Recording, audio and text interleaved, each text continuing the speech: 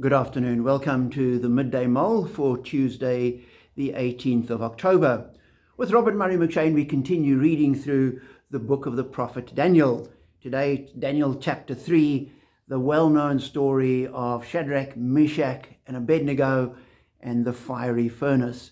They refuse to bow down and worship the idol that Nebuchadnezzar has set up, and he threatens to throw them into a furnace.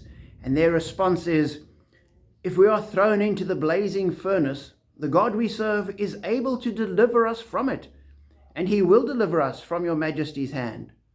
But even if he does not, we want you to know, your majesty, that we will not serve your gods or worship the image of gold you have set up."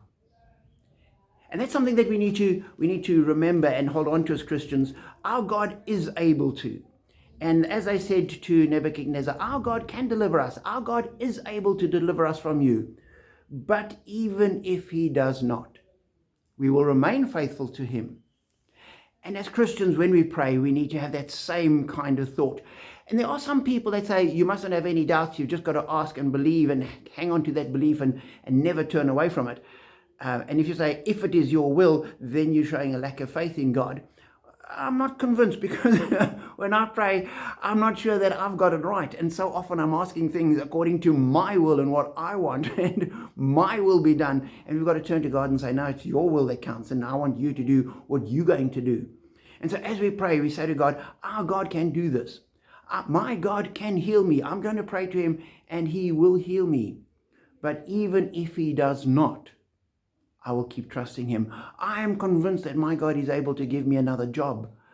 Not that I want one, but for people that are looking for employment, my God can give me a job. But even if he does not, my God can lead me into a wonderful marriage and have the perfect partner for me. But even if he does not. And so we need to go through life hanging on to God, trusting him, knowing that he can, but also recognizing we don't always know what he is doing. And his plans are so much greater than ours.